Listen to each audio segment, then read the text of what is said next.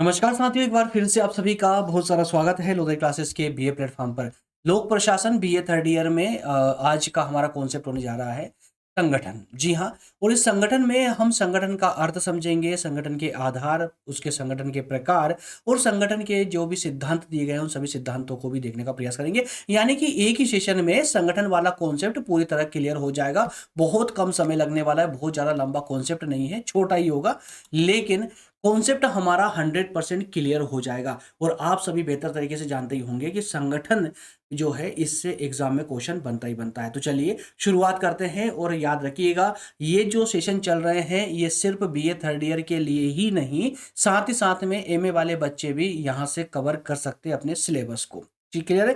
तो चलिए, और इसके अलावा जो भी नए छात्र हैं वो प्लेलिस्ट में जाकर के देख सकते हैं। यहाँ पर मैक्सिमम सब्जेक्ट अब तक कवर कर दिए गए हैं। प्लेलिस्ट में जाइए, आपको सारे सब्जेक्ट पढ़ने के लिए मिल जाएंगे। और इसके अलावा कंप्लीट पीडीएफ कोर्स अगर आप लेना चाहते हैं तो बिल्कुल 399 के सब्सक्रिप्शन अमाउंट पर आप अपना कंप्लीट पीडीएफ कोर्स भी ले सकते हैं सभी सब्जेक्टों का, जिसमें आईएमपी क्वेश्चन आंसर और उनके जो आंसर होंगे वो सटीक रूप से लिखे होंगे, कस्टमाइज होंगे और आसान भाषा और उदाहरणों के साथ वहां पर अच्छे से जो है उनके आंसर मिल जाएंगे आप लोगों को क्वेश्चनों के। तो कुल मिलाकर उतना ही कॉन्सेप्ट आपको पढ़ना है जितना आपके परीक्षा की दृष्टि से महत्वपूर्ण होगा। ठीक है, कैसे मिलेगा ये सब्सक्रिप्शन? तो उसके लिए इस पेज का स्क्रीनशॉट लेकर इस नंबर पर व्हाट्सअप कर दीजिएगा, बाकी जानकारी आपको व्हाट्सअप पर दे दी जाएगी। जो भी क्वेश्चन हो आपका व्हाट्सअप पर पूछ सकते हो आप लोग। चलिए शुरू करते हैं अपना आज का सेशन। दोस्तों, जैसा कि आप सभी जान ही चुके हैं कि जो आज का हमारा सेशन होने जा रहा है उसमें हम संगठन हमारा मेन कॉन्सेप्ट है और इसमें संगठन के अर्थ को समझेंगे, संगठन के आधार को समझेंगे, संगठन के सिद्धांत को, संगठन के प्रकारों को, ये सब कुछ हम एक ही सेशन में कवर करने वाले हैं। तो टेबल ऑफ कंटेंट में हमेशा की तरह ये देख लेते हैं कि आज के पूरे सेशन में क्या क्या हम पढ़ने वाले हैं। तो सबसे पहले तो हम बात करेंगे संगठन के अर्थ को। ठीक है, तो संगठन के अर्थ को सबसे पहले समझेंगे, उसके बाद बात करेंगे संगठन के चार आधारों की, कौन कौन से चार आधार है ना, और इसके अलावा संगठन के प्रकार कौन कौन से हैं, संगठन के सिद्धांत कौन कौन से हैं, और लास्ट में हम बात करेंगे निष्कर्ष की। तो ये 5 कॉन्सेप्ट हैं जिनके आधार पर हमारा आज का सेशन कंटिन्यू होने वाला है। क्लियर है? यहाँ तक कोई डाउट नहीं है ना? पूरी क्लियरिटी, एकदम ट्रांसपेरेंसी होना चाहिए सब्जेक्ट सेशन को लेकर के। क्लियर? तो चलिए शुरू करते हैं पॉइंट नंबर 1 से। सबसे पहले लेते हैं संगठन के अर्थ को। चलिए पूरी स्लाइड एक बार में ओपन कर लेते हैं, उसके बाद में फिर आगे बढ़ते हैं क्योंकि पेन लेने में बार बार प्रॉब्लम आती है। चलिए, संगठन का अर्थ यानी मीनिंग ऑफ ऑर्गेनाइजेशन। क्या है ये ऑर्गेनाइजेशन? ठीक है साथियों, संगठन जो है, संगठन की अगर बात करें तो ये एक उस प्रकार की एक व्यवस्था है, एक ढांचा, ये एक व्यवस्था है, मैंने कि संगठन एक पूरा कंप्लीट एक स्ट्रक्चर है जो लक्ष्यों को प्राप्त करने के लिए व्यक्ति, संसाधन और कार्यों को व्यवस्थित किया जाता है। आसान भाषा में समझिए, संगठन का मतलब सिर्फ व्यक्तियों का समूह नहीं होता है। संगठन का मतलब, फिर से सुन लीजिए, संगठन का मतलब व्यक्तियों का समूह नहीं होता है, बल्कि संगठन का मतलब होता है व्यक्तियों का समूह, साथ ही साथ में वो संसाधन जिनके सपोर्ट से या जिनके प्रयोग करके हम लक्ष्य को प्राप्त करते हैं, और जो कार्य करना होता है उन कार्यों का, संसाधनों का और व्यक्तियों का एक कंप्लीट बंडल, एक कंप्लीट ढांचा या कंप्लीट व्यवस्था, उसी को हम यहां संगठन कहते हैं। ये समझ आया? देखिए, कोई भी प्रशासन में कोई भी लक्ष्य प्राप्त करना हो, कोई भी सरकारी योजना है उसको लेकर के ग्राउंड पर जो है उसको लागू करना है, तो उसके लिए क्या क्या आवश्यकता होगी? एक तो उन कर्मचारियों की आवश्यकता होगी जो उसको लागू करने में मदद करेंगे। इसके अलावा कुछ संसाधनों की भी जरूरत पड़ेगी। उस संसाधनों के अलावा कुछ कार्य भी करने पड़ेंगे। तो कार्यों की पूरी लिस्ट होना चाहिए, संसाधन भी हमारे पास तैयार होना चाहिए, और वो कंप्लीट कर्मचारी यानी व्यक्ति भी होना चाहिए। इन तीनों को जब हम एक क्रम में बना देते हैं कि किन व्यक्तियों की जरूरत है, किन संसाधनों की किस फॉर्मेट में आवश्यकता पड़ेगी और इस कार्य को किस प्रकार किया जाएगा, उन सबको जब व्यवस्थित कर लेते हैं तो उसी को हम संगठन कहते हैं। अब शाब्दिक रूप से समझिए, आपके सब्जेक्ट के अनुसार समझिए। देखिए, जब दो या दो से अधिक लोग मिलकर के किसी निश्चित उद्देश्य को पूरा करने के लिए काम करते हैं और उनके बीच अधिकारों और कर्तव्यों का जब विभाजन हो जाता है तो उसको संगठन कहेंगे। क्या कहा गया है? जब दो या दो से ज्यादा लोग मिलकर के किसी निश्चित उद्देश्य की प्राप्ति के लिए, जब दो या दो से ज्यादा लोग इकट्ठे होते हैं और उन लोगों के बीच में, उन अधिकारी या उन कर्मचारियों के बीच में अधिकारों का और कर्तव्यों का दोनों का विभाजन हो जाता है। यानी कि ये स्पष्ट रहना चाहिए कि कौन सा कार्य कौन व्यक्ति करेगा और किसके पास कौन सी रिस्पॉन्सिबिलिटी रहेगी, जवाबदेहिता रहेगी। जब ये क्लियर होता है तो उसी को हम यहां पर संगठन का नाम देंगे। एक उदाहरण के माध्यम से समझते हैं। जैसे मान लेते हैं रेलवे विभाग है, भारतीय रेलवे है, ठीक है। तो भारतीय रेलवे एक संगठन है। अब इसका मुख्य उद्देश्य क्या होना चाहिए? यात्रियों और सामान को एक स्थान से दूसरे स्थान तक पहुंचाना, सही है ना। तो इस काम के लिए एक ड्राइवर चाहिए होगा, एक स्टेशन मास्टर चाहिए होगा, एक टीटी की जरूरत होगी, एक प्रशासनिक अधिकारियों की भी जरूरत होगी। और जब ये सब मिलकर के काम करेंगे, लेकिन इन सब के अपने अपने अधिकार होंगे और अपने अपने उत्तरदायित्व होंगे, तभी जाकर के ये रेलवे, भारतीय रेलवे एक संगठन बन पाएगा। तो भारतीय रेलवे कहने का एक डिपार्टमेंट है, लेकिन उसके अंदर जितने भी कर्मचारी शामिल है, जितने भी संसाधन शामिल है, जितने भी कार्य की प्रोसेस शामिल है, वो सबका सब एक संगठन का रूप ले लेते हैं। और सामान्यतः अगर कहें तो संगठन में जितने भी कर्मचारी हिस्सा ले रहे हैं, यानी जितने भी अधिकारी या कर्मचारी संगठन का भाग है, उन सबके पास अपने राइट होना चाहिए, अपनी रिस्पॉन्सिबिलिटी होना चाहिए, तभी जाकर के वो संगठन बनता है। और संगठन को लेकर के एक बहुत अच्छी परिभाषा दी गई है, एग्जाम में इसको कोड करके जरूर आना, बहुत प्यारे नंबर मिलेंगे। एल.डी. वाइट के अनुसार क्या परिभाषा दी गई है? एल.डी. वाइट ने क्या कहा है संगठन को लेकर के? इन्होंने कहा है कि संगठन व्यक्तियों का वह संबंध है जो किसी पूर्व निर्धारित उद्देश्य की प्राप्ति के लिए किया जाता है, पूर्ति के लिए। ठीक है ना। जल्दी स्क्रीनशॉट ले लें आप लोग, फिर आगे बढ़ते हैं। चेयर का सपोर्ट लेना पड़ रहा मुझे। चलिए आगे बढ़ेंगे। पॉइंट नंबर 2 की ओर देखेंगे। संगठन के 4 आधार, बेसिस ऑफ ऑर्गेनाइजेशन। ऑर्गेनाइजेशन के कौन से बेस है? तो 4 आधार यहां पर आप देख पा रहे हैं कि 4 आधार में हम 4P का सिद्धांत देखने वाले हैं। 4P का बहुत इजी है, बहुत सिंपल सा है, आसानी से याद रहेगा आपको। ये 4P का जो सिद्धांत है संगठन को लेकर के किसने दिया दोस्तों? याद रखना, लूथर गुलिक ने यह सिद्धांत दिया है। लूथर गुलिक ने संगठन के निर्माण के 4 आधार बताए हैं, और ये 4 आधार ही 4P है। क्या है? 4P। कौन कौन से 4P है? तो देखिए यहां पर 4P का एक डायग्राम निकल कर आ रहा है, और एग्जाम में अगर इस प्रकार के डायग्राम बनाओगे आप लोग तो नंबर बहुत प्यारे मिलते हैं। संगठन के 4P के का अर्थ है, पहला P है आपका पर्पस का, दूसरा है प्रोसेस, तीसरा है पर्सन, और चौथा है प्लेस। नहीं समझ आया? आइए थोड़ा सा डिटेल में इनको समझते हैं। 4P, पहला P पर्पस। पहला P पर्पस। पर्पस का मतलब क्या होता है? उद्देश्य। तो जो भी पूर्व निर्धारित लक्ष्य है उसके लिए संगठन किस मुख्य काम के लिए बनाया गया है, यह सबसे मेन होता है। पहला P। पहला P क्या बोलता है कि संगठन पर्पस, कि संगठन कौन से कार्य को करने के लिए बनाया गया है। उदाहरण के लिए अगर स्वास्थ्य मंत्रालय बनाया गया है, स्वास्थ्य मंत्रालय एक संगठन है, तो यह संगठन बनाया गया है देश में स्वास्थ्य सेवाएं देने के लिए। उसी प्रकार से जो सेकंड P है वो है प्रोसेस का। क्या हो जाएगा? प्रोसेस का हो जाएगा। प्रोसेस का मतलब प्रक्रिया या कोई तकनीक।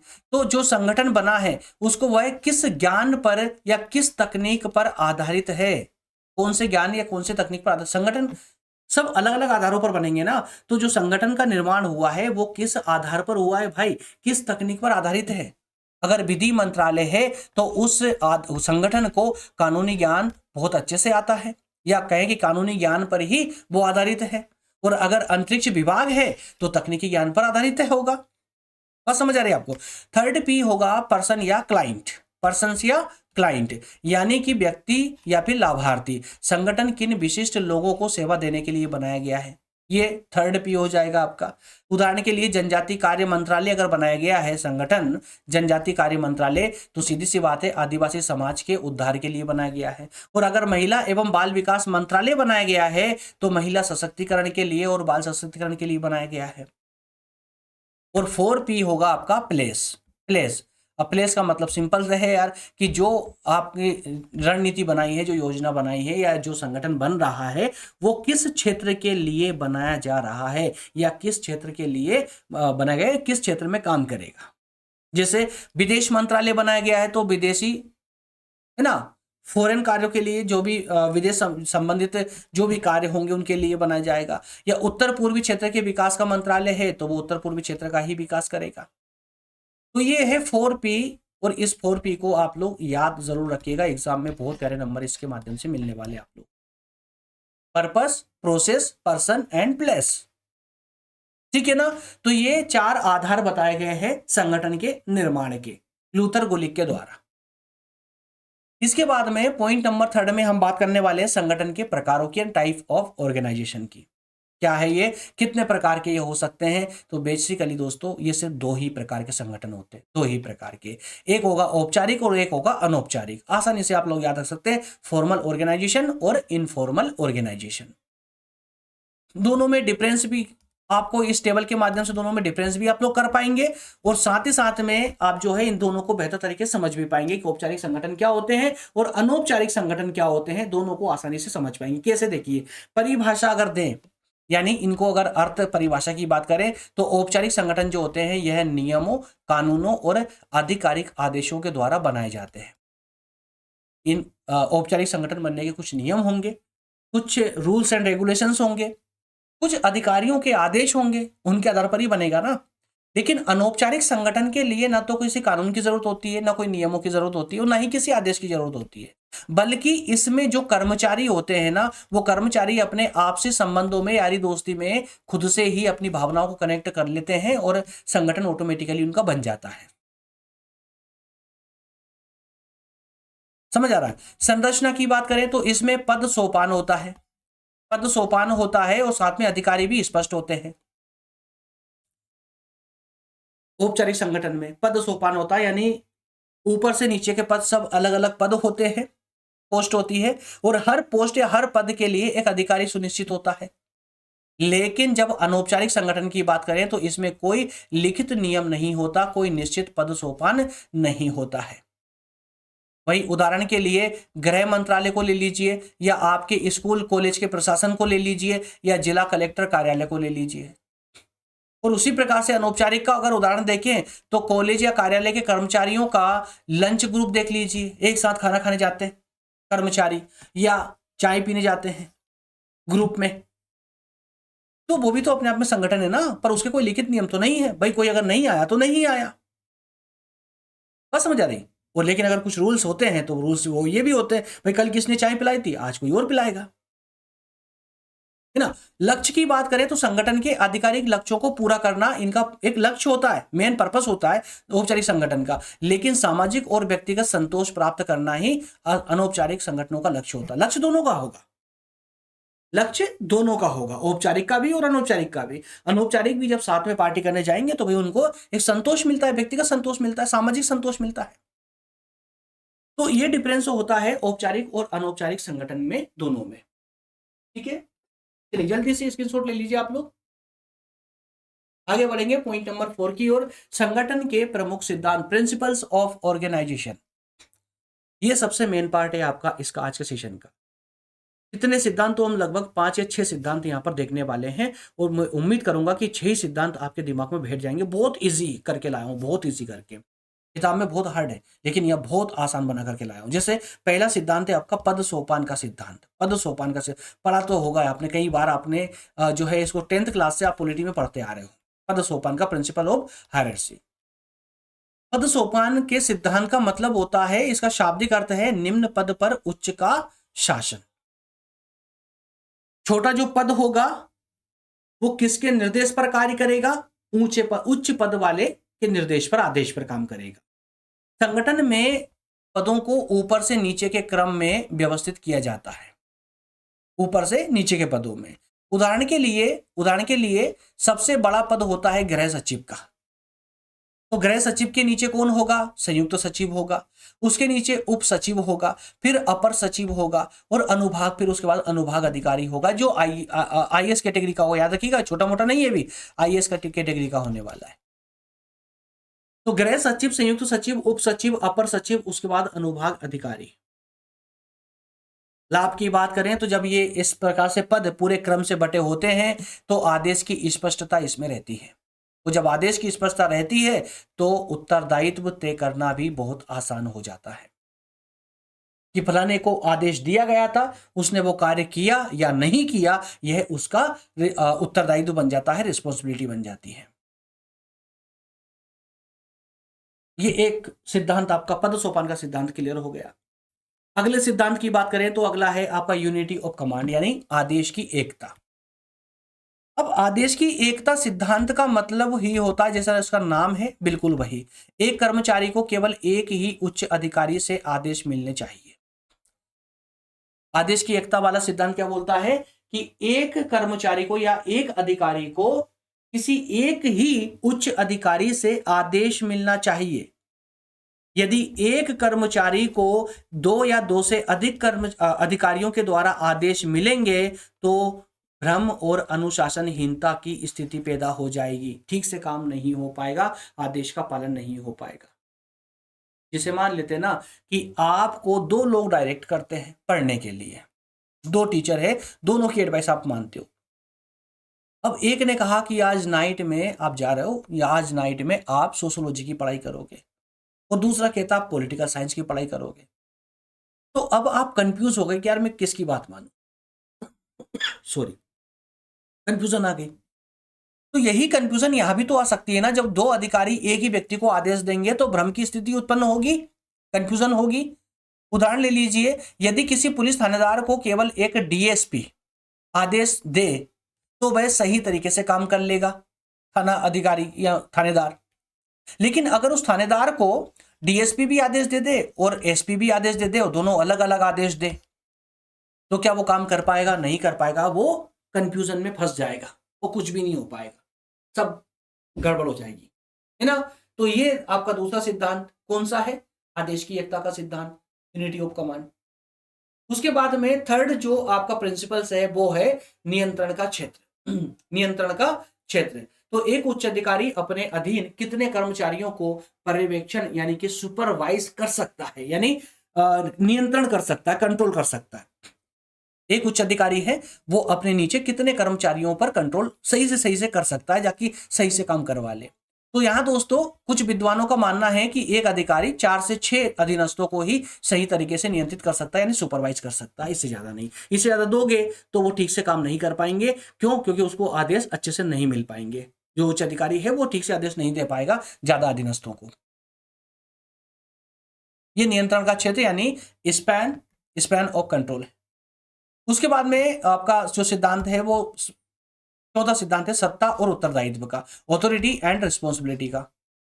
मतलब सत्ता का अर्थ क्या होता है? निर्णय लेने और आदेश देने का अधिकार, ये सत्ता हो गई। सत्ता का काम ये है ना कि निर्णय लेने का पूरा अधिकार उसके पास है, निर्णय लेकर के आदेश देने का अधिकार है। लेकिन जब उत्तरदायित्व की बात करते हैं तो उत्तरदायित्व का मतलब हो गया कि सौंपे हुए काम को पूरा करने की जिम्मेदारी, उसे उत्तरदायित्व कहेंगे। नियम बोलता है कि सत्ता और उत्तरदायित्व दोनों हमेशा बराबर होना चाहिए। अगर किसी अधिकारी किसी कर्मचारी को अधिकार कम है और उत्तरदायित्व ज्यादा दे दिए गए हैं तो वो दिल लगाकर काम नहीं करेगा, पूरी एफिशिएंसी के साथ काम नहीं करेगा। और वहीं अगर अधिकार ज्यादा दे दिए और कर्तव्य कम है, लाइबिलिटी रिस्पॉन्सिबिलिटी कम रहे, तो सत्ता का घमंड उसके सर पे चढ़ के नाचने लगेगा। इसलिए सत्ता और उत्तरदायित्व दोनों का बराबर होना बहुत जरूरी है। यदि अधिकार दिए बिना केवल जिम्मेदारी दे दी जाए तो काम अधूरा रहने की जो संभावना है वो ज्यादा बढ़ जाती है। ये है सत्ता और उत्तरदायित्व का प्रिंसिपल। स्क्रीनशॉट ले लिया आप लोगों ने। जल्दी से आगे बढ़ेंगे। अब देखते हैं 5वां नंबर का सिद्धांत कौन सा है? प्रिंसिपल ऑफ कोऑर्डिनेशन, समन्वय का सिद्धांत। दोस्तों समन्वय का सिद्धांत, इसका मतलब होता है कि संगठन विभिन्न विभागों और कर्मचारियों के कार्यों में तालमेल बिठाए। अलग अलग विभाग हैं और अलग अलग विभाग में अलग अलग कर्मचारी काम करते हैं। सभी में अगर तालमेल बैठा रहेगा, सभी अगर समन्वय यानी कोऑर्डिनेशन के साथ काम करेंगे तो लक्ष्य की प्राप्ति करना आसान हो जाएगा। और अगर सारे कर्मचारी एक दूसरे के विरोधी बन गए तो लक्ष्य प्राप्त नहीं हो सकता। उदाहरण के लिए किसी अस्पताल में डॉक्टरों, नर्सों, लैब तकनीशियन या सफाई कर्मचारी, इन सबके बीच में समन्वय होना बहुत जरूरी है अगर सही सही से उस अस्पताल का क्रियान्वयन अच्छे से करना है तो। वहीं बात करते हैं आखिरी जो आपका प्रिंसिपल है, वो है श्रम विभाजन का प्रिंसिपल या श्रम विभाजन का सिद्धांत या विशिष्टीकरण का सिद्धांत। इसका मतलब होता है काम को उसकी प्रकृति के अनुसार अलग अलग छोटे छोटे हिस्सों में बांट देना। श्रम विभाजन मतलब सीधी बात है ना, उस पूरे कार्य को, पूरे टास्क को छोटे छोटे हिस्सों में बांट देना, अलग अलग अधिकारियों को जिसकी जिम्मेदारी दे देना, अधिकार दे देना। तो जिस व्यक्ति को जिस काम में महारत हासिल हो उसे वही काम सौंपना चाहिए। ये कहता है आपका division of labour and specialisation का प्रिंसिपल। तो ये 6 प्रिंसिपल आप लोग अच्छे से याद रखेंगे। ये ना कोई डिफिकल्ट नहीं है, कंटेंट उतना ही दे रहा हूं जितना आपको एग्जाम के लिए जरूरत है, इससे ज्यादा देने की जरूरत नहीं है मुझे, तो इससे ज्यादा बाहर जाकर पढ़ने की आवश्यकता भी नहीं है। अच्छे से बस एक बार लेक्चर को अच्छे से देख लीजिए, समझ लीजिए। समझने के बाद में ऐसा मत समझना कि यार जो श्रम विभाजन का जो सिद्धांत आपने सर बताया है ये तो 1-1.5 लाइन का ही है, इसमें क्या ही लिख लेंगे। ऐसा नहीं है। अगर ये 1-1.5 लाइन, अगर ये बुलेट लाइन है, अगर इसको आप अच्छे से समझ गए ना तो इस पॉइंट में आप 10 लाइन भी लिख सकते हो, 15-20 लाइन भी लिख सकते हो। ये समझने के ऊपर डिपेंड करता है। अगर आपको अच्छे से पूरा कॉन्सेप्ट समझ आया है तो आप जितने शब्दों में चाहोगे ना उतने शब्दों में इसको लिख सकते हो, कोई प्रॉब्लम नहीं आएगी आप लोगों को। चलिए अंततः बात कर लेते हैं अब निष्कर्ष की, कंक्लूजन की। कंक्लूड कर देते हैं इस पूरे टॉपिक को। दरअसल दोस्तों, लोक प्रशासन में संगठन केवल एक ढांचा ही नहीं बल्कि प्रशासनिक लक्ष्यों को प्राप्त करने की एक सजीव व्यवस्था मानी जाती है। 4P के आधारों पर गठित संगठन जब पद सोपान, आदेश की एकता, समन्वय जैसे सिद्धांतों का पालन करते हैं तो प्रशासनिक दक्षता में ऑटोमेटिकली दक्षता बढ़ जाती है, एफिशिएंसी बढ़ जाती है। कब बढ़ती है लेकिन याद रखिएगा, 4P के आधार पर जो संगठन बने हैं वो संगठन अगर दिए गए सिद्धांतों का पालन करे तो उनकी इफिशियंसी ऑटोमेटिकली बढ़ ही जाएगी। इसीलिए संगठन किसी भी लक्ष्य प्राप्ति के लिए सबसे ज्यादा महत्वपूर्ण माना गया है। बिना संगठन के लक्ष्य की प्राप्ति करना असंभव है। उम्मीद करता हूं पूरा कॉन्सेप्ट आपको समझ आया होगा। नेक्स्ट कॉन्सेप्ट देखिए दोस्तों, ये सारे सेशन जो चल रहे हैं ये सब आपके सिलेबस के अकॉर्डिंग ही चल रहे हैं। इसमें कोई ऐसा बाहरी टॉपिक इंक्लूड नहीं किया जा रहा है जो कि आपके सब्जेक्ट में नहीं, सिलेबस में नहीं है और मैं आपको यहाँ पर पढ़ा रहा हूँ, या फिर आपके सिलेबस में कोई टॉपिक है और उसको स्किप करके आगे बढ़े जा रहा हूँ, ऐसा भी नहीं है। सारे कॉन्सेप्टों पर मैं एक सेशन देने वाला हूँ आप लोगों को, एक भी नहीं छोड़ूंगा। बस रिस्पॉन्सिबिलिटी आपकी बन जाती है कि आप भी सेशन को मैक्सिमम छात्रों तक फॉरवर्ड करें, शेयर करें। व्हाट्सएप के माध्यम से कीजिए, जैसे भी आप कर सकते हैं वैसे कीजिए, पर कीजिए जरूर। अगर शेयर नहीं कर पा रहे हैं तो मौखिक रूप से अपने दोस्तों के साथ ही बता दीजिए। क्या लोधारी क्लासेस नाम का प्लेटफॉर्म है जो बीए की कंप्लीट तैयारी करवाता है, एक बार ट्राई जरूर करना, है ना। और इसके अलावा अगर अभी तक आप लोगों ने चैनल को सब्सक्राइब नहीं किया तो यार सब्सक्राइब जरूर कर लीजिएगा, क्योंकि हमारे मोटिवेशन को मत तोड़िए आप लोग, है ना। और बेल आइकन भी प्रेस कर लेना ताकि क्लासेस के नोटिफिकेशन आपके मोबाइल तक पहुंचते रहे।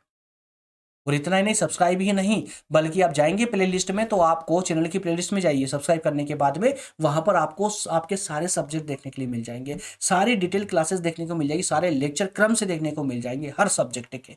जाइए जरूर, एक बार विजिट जरूर कीजिए प्लेलिस्ट को, ठीक है। कल वाले सेशन में हम बात करने वाले हैं संगठन के सिद्धांतों की। हालांकि मोटे मोटे से हमने सिद्धांत देखे हैं, 6 सिद्धांत देखे हैं संगठन सिद्धांत, लेकिन उन्हीं संगठन के सिद्धांतों को कल हम थोड़ा और विस्तार से और डिटेल में पढ़ेंगे, क्योंकि संगठन के सिद्धांत एग्जाम में विस्तार से भी पूछे जाते हैं, ठीक है ना। तो कभी कभी सिद्धांतों पर ही जो है आपके क्वेश्चन बन जाता है, इसलिए एक सेपरेट सेशन संगठन के सिद्धांतों पर होने वाला है। लेक्चर नंबर 9 में हम कल वाले सेशन में डिस्कस करेंगे, सेम टाइम पर, इसी टाइम पर होगा।